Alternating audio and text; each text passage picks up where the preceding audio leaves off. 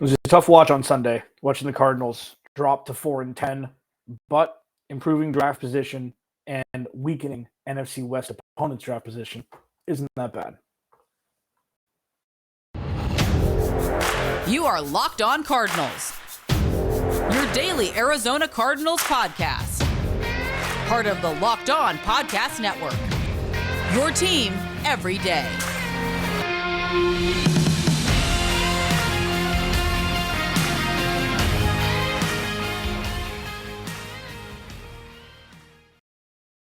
Welcome in, Locked On Cardinals. Alex Clancy here. Follow me on Twitter at Clancy's Corner. Follow the podcast at Locked On AZ Cards. Today's episode of Locked On Cardinals is brought to you by LinkedIn. LinkedIn Jobs helps you find the candidates you want to talk to faster. Post your jobs for free at linkedin.com/LockedOnNFL. Cardinals dropped to 4-10. Colt McCoy gets hurt. It was just kind of a season's wrapping up. A lot of injuries across the roster. And we're kind of just hoping that nobody else gets hurt for the betterment of them and the team as the Cardinals kind of limp to the end of the 2023 NFL season. And this season has been tough. Feel bad for the fans, feel bad for the players, just everybody involved. But there is light at the end of the tunnel here. And I'm going to talk about that in the final two segments. Let's talk about the game. Denver Broncos had more rushing yards than the Cardinals had passing yards. Trace McSorley threw 2 interceptions. Colt McCoy threw 1. It just wasn't fun to watch. James Conner got in the end zone, which was, I guess, the one bright spot for the Cardinals. James Conner looks spry. I mean, James Conner looks fine. James Conner looks good. DeAndre Hopkins had a couple good catches. But, this is going to be difficult to discuss like X's and O's the last handful of weeks because a lot of it is players auditioning for future jobs, looking to see if Hollywood Brown and DeAndre Hopkins are going to work financially for the next season and moving forward. The one thing that I did see that made me happy yesterday was DeAndre Hopkins and Hollywood Brown lined up on the same side of the field, and DeAndre Hopkins, I think Hollywood Brown did a post in the middle of the field from the slot, and then DeAndre Hopkins did an out, and he was wide open. 10 or 12-yard out and was wide open. So, if you use both of those guys on the same side of the field during, meaningful games with Kyler Murray under center and the offensive line intact, could be special. And it's going to be difficult. That's going to be a tough conversation we're going to have about DeAndre Hopkins this offseason. Contractually, if Steve Keim is, in fact, removed from his post, there will be somebody else making the draft picks. So that almost makes it more enticing to potentially move on from Hop, even though I hope they don't. There's just a lot of influx storylines from now until the draft and then on into camp and the start of the 2023 season. There's still so many question marks. And what I saw from the Arizona Cardinals on Sunday was a defeated team. That's what I saw. And I know that there was injuries abound, okay?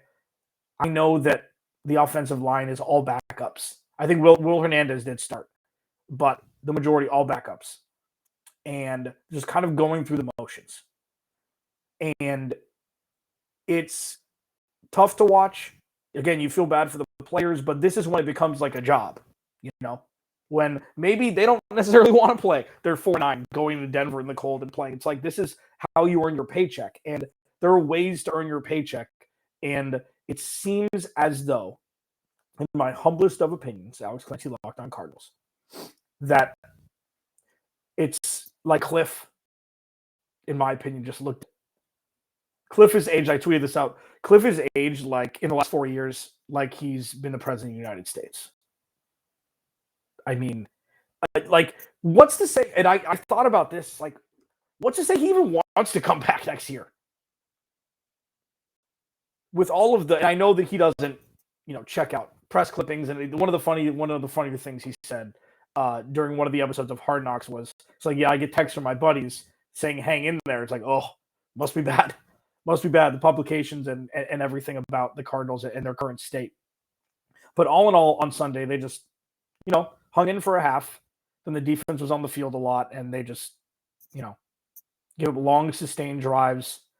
And It was tough to watch. It was tough to watch. Zaven Collins, looked fine. J.J. Watt was the man of the game. 3 sacks. I mean, he lived in the backfield. And that also made me think. It's like, has J.J. Watt put enough impact on this organization for them to extend him, not just for his play on the field, but his leadership in the locker room? And I think that it's a resounding yes. It's going to have to be, let's meet in the middle financially, please. And I feel like at this point in his career, J.J. Watt's like, you know what? I love it in Arizona. He's made his money.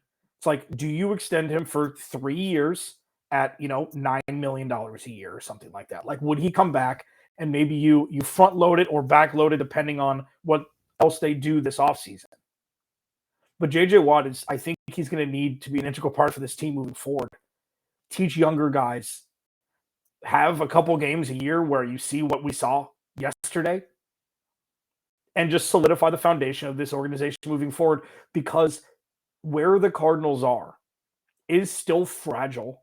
And with the light at the end of the tunnel of Steve Keim most likely not returning, according to a report by Jonathan Jones of CBS Sports, and hopefully his health concerns continue to get better, and maybe they just move him into a senior role in the organization. I don't think he's going to be removed from the Arizona Cardinals organization. I just don't think he's going to be allowed in the draft room anymore or to make personnel decisions, which is fine. If he's going to be an Arizona Cardinal for life, that's great. Remove him from his post now, from where he is now. Kliff Kingsbury, they're going to bring him back. We don't know. We're going to talk about this, forever until a decision is made whether he's going to return or not. I've got ideas of who I want as GM and who I want as head coach if both of them are indeed removed from their current positions, regardless of if they have their contract extensions kicking in 2023 or not, which they do. So all in all, from yesterday, we're looking at big picture stuff. And the one throw and catch to DeAndre Hopkins with he and Hollywood Brown on the left side of the field together just got my juices flowing, got me excited. It's like, you can't. I don't know how you can move on from DeAndre Hopkins. I just don't. There are a lot more questions than answers, but there are different questions now. It's not, will this change? It's, what will it look like when it does? Or what moves will be made to change the current situation, which is exciting. And it hasn't been like this for 10 years. It hasn't been like this for 10 years. This is a monumental shift for the future of the organization, with Steve Keim most likely not returning as GM.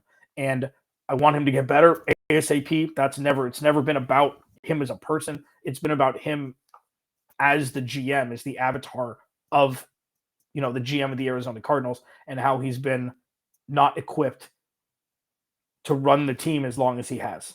And the fact that he's moving on is a good thing for the Arizona Cardinals. What does this say about Kliff Kingsbury? Their loss yesterday. I tweeted some things out before the game, and I've got some thoughts about it after the game, and it's not necessarily in line with what I thought before. And I'm tough on Kliff, and I think rightfully so. But even he couldn't have, weathered the storm that we saw on Sunday. I'll talk about it more next. This episode of Locked On Cardinals is brought to you by BetterHelp Therapy Online. BetterHelp, okay. So here's the thing. Unfortunately, life doesn't come with a user manual, okay? So when it's not working out, it's normal to feel stuck. And therapists are trained to help you figure out the cause of challenging emotions and learn productive coping skills, which makes therapy the closest thing to a guided tour of the complex engine called you. BetterHelp has connected over 3 million people with licensed therapists. It's convenient, secure, and accessible anywhere, 100% online. I've been to therapy. I used to have to go in, sit in the waiting room, maybe feel awkward with somebody else in the waiting room, go in, leave. Everything being 100% online is it streamlines the whole process. Everyone deserves to feel their best. BetterHelp makes it easier to get started. As the world's largest therapy service, they match millions of people with professionally licensed and vetted therapists, available 100% online. All the benefits of in-person therapy, plus it's more convenient, more accessible, and more affordable. So just fill out a brief questionnaire to match with the therapist. If you aren't clicking, you can easily switch to a new therapist anytime. It couldn't be any simpler. No waiting rooms, no traffic.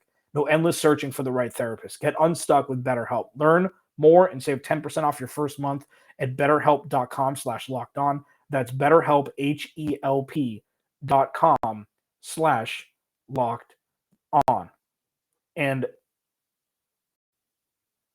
there's another entity that I've been in contact with a lot in my life, and that's LinkedIn. Looking for jobs, posting jobs. LinkedIn has you covered for both, but say you have, you're struggling trying to find employees for a job that you're offering. These days, every new potential hire can feel like a high-stakes wager for your small business. You want to be 100% certain that you have the access to the best qualified candidates available. That's why you have to check out LinkedIn Jobs. LinkedIn Jobs helps you find the right people for your team faster and for free. So you make a free job post, add your job in the purple hashtag hiring frame to your LinkedIn profile to spread the word that you're hiring. Use simple tools like screening questions. Make it easy to focus on candidates with just the right skills and experience so you can quickly prioritize who you'd like to interview and hire. It's why small businesses rate LinkedIn Jobs #1 in delivering quality hires versus leading competitors. LinkedIn Jobs helps you find the qualified candidates you want to talk to faster. Post your job for free at linkedin.com/lockedonnfl. That's linkedin.com/lockedonnfl to post your job for free. Terms and conditions apply. It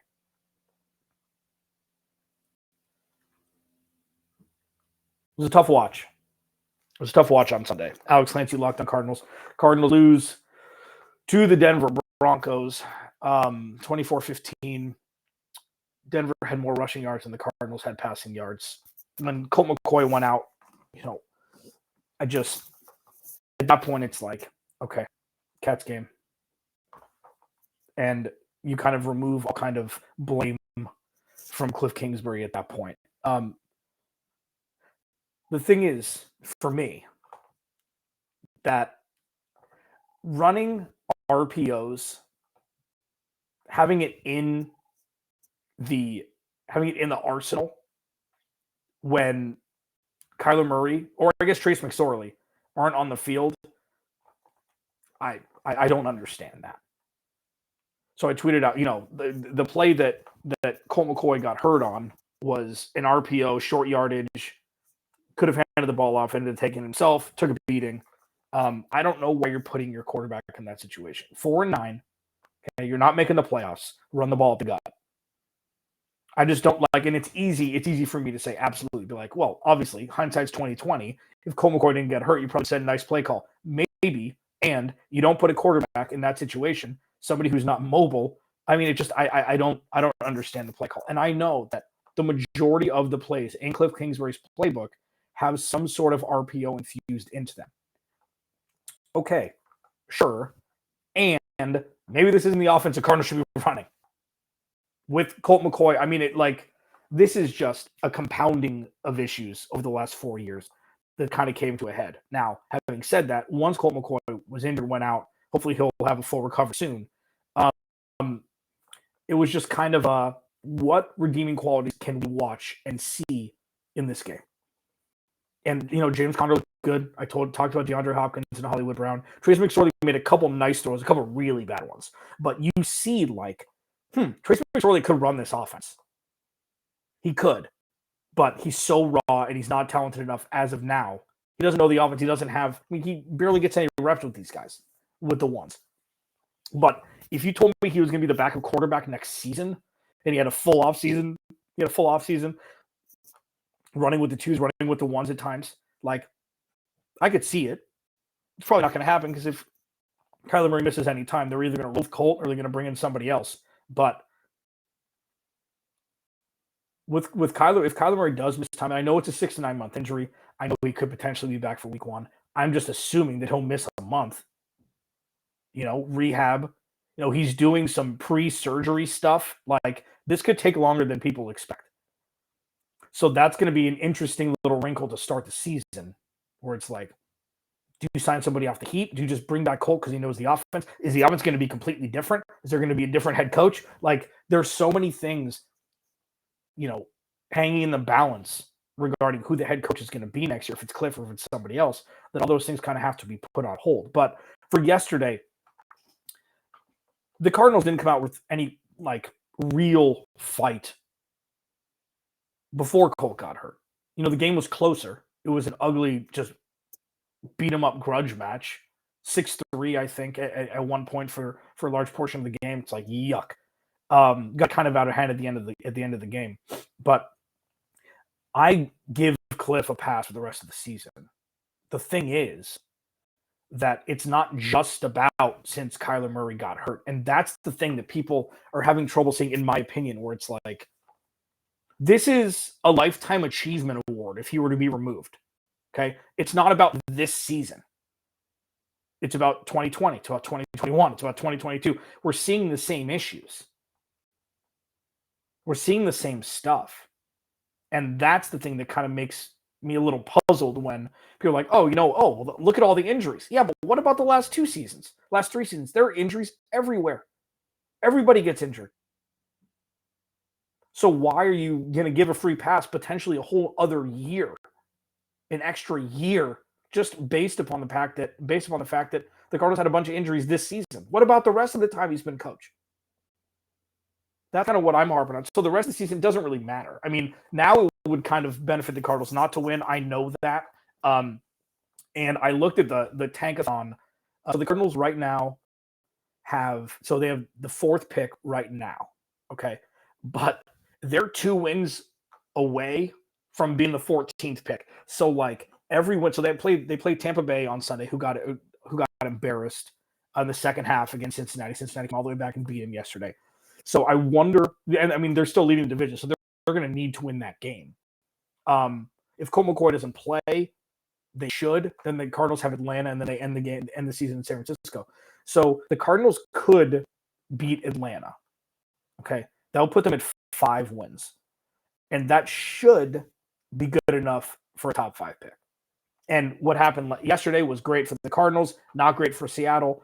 Now Seattle, who gets Denver's pick, dropped down a rung. I believe that they're 3rd right now, but still, it's like the Cardinals are sandwiched between Denver's and the Rams' pick. Okay, so one goes to Seattle, one goes away from the Rams, and we're starting to see the Rams' future kind of crumble, which isn't terrible. I said this last season. I wish that the Rams would just win the Super Bowl so everything would fall apart afterwards, and it's starting to come to fruition. But all in all, with Kliff, like, this is just he's I don't like to use the phrase that some would use here, but his ticket's about to be punched, I would think, regardless. Like if they win 2 out of the next 3 games, that's not good at this point. I'm never for saying, tank, lose. They don't have healthy players enough to win games. So if they were to win a game, this is my point. The Cardinals are a far reach away from moral victories at this point. They're a far cry from it. They are fractured, publicly fractured, and broken. And these next 3 games don't have any sort of bearing as an organization on the future. Maybe individually with players, auditioning to return to the Cardinals or to go elsewhere for big contracts. But this season is far removed from any sort of moral victory situation. I did think about this, and I want to talk about it. I want to get ahead of it because, people are on the Sean Payton train. Give Sean Payton all the control. He's done it with an undersized quarterback before. He took one of the most losing franchises in the history of football, the Saints, and brought him back to prominence. Like, is Sean Payton the guy for the to take over if Kliff Kingsbury does get fired? I've got another guy, and I was on the Sean Payton train for a while. I'm not now. I'm not off it, but I'm teetering between that train and another train in this analogy that's getting worse and worse by the second as I speak. I'll talk about him next. Interdivisional, just mastermind, it seems, should be the next head coach of the Arizona Cardinals if Kliff Kingsbury were to get fired. I'll talk about it next. Prize Picks. This episode of Locked On Cardinals is brought to you by Prize Picks. Pick 2 to 5 winners, or pick 2 to 5 players. If they'll score more or less in their Prize Picks projections, you can win up to 10 times your money on any entry. No competing against other people. It's just you versus the projections available. It's daily fantasy made easy, man. You can make these selections in 60 seconds or less.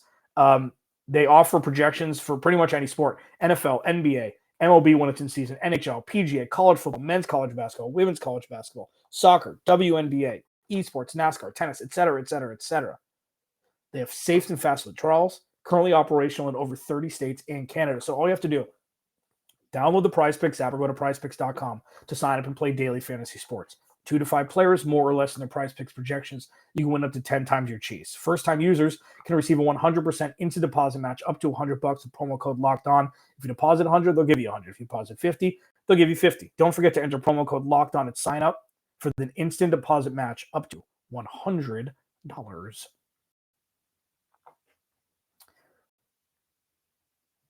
Alex Clancy, Locked On Cardinals. Thanks for making Locked On Cardinals your first listen each and every day. Free and available on all platforms. Follow me on Twitter at Clancy's Corner. Please like, subscribe, turn notifications on the YouTube channel. Just search Locked On Cardinals. Join me on this journey of change and invigoration into what's been, a tough franchise to be a fan of over the last 50 years. So, this is exciting. This is exciting. If Kliff Kingsbury is retained and there's a new GM that comes in, okay, it's half the battle. I think that it's time to just completely disrupt what's been going on over the last 4 seasons. Just disrupt it. I don't think that they should hire a GM from in-house. I know Adrian Wilson has been great. He was a great player here. He's one of the smartest minds that the Cardinals have in their organization. He's still an Arizona Cardinal. Like, they need to hire somebody from outside of that building. Hire somebody who maybe Michael Bidwill doesn't have the phone number for yet. Like, something that's completely different with a track record of success. Okay?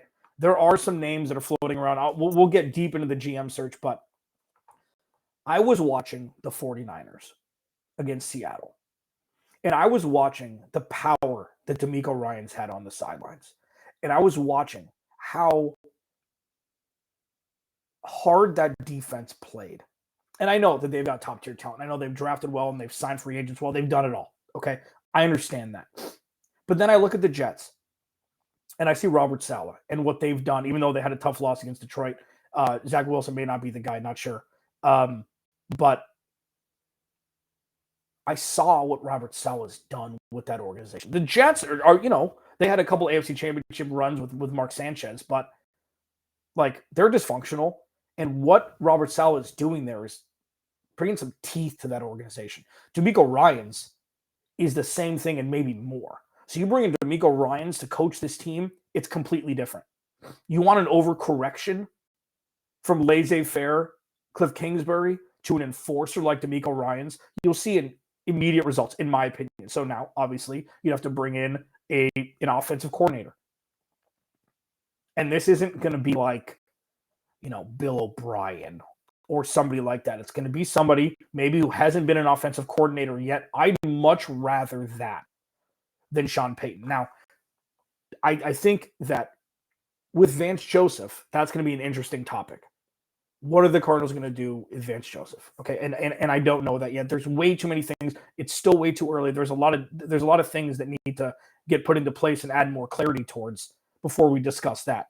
But I feel like DeMeco Ryans is the guy, in my opinion. He's now the leader in the clubhouse. Again, I understand what Sean Payton can do, and I understand what he has done. And I understand that he likes Kyler Murray. And I understand that he's maximized Drew Brees' potential as being a 6-foot quarterback. I know he's a couple inches taller than Kyler Murray. But Sean Payton and offense are synonymous. And if you could hire DeMeco Ryans as a DC, sure, ain't going to happen. He's going to be one of the hottest names on the on the board this offseason. I mean,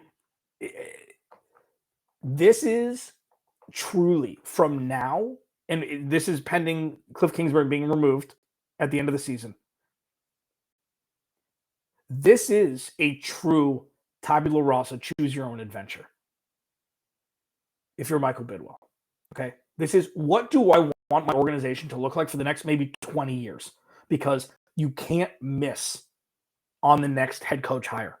You want this coach to be a coach for a decade. You want stability. Say, well, Sean Payton's done it. He was there forever, and the whole thing. And I understand, he could be a long tenured coach, and you got to give him creative control. So maybe you hire a GM, but he has, maybe, I don't know, you keep Adrian. No, you can't keep Adrian Wilson. But if you want to give Sean Payton the keys to the castle, you're gonna have to trade for him. Okay.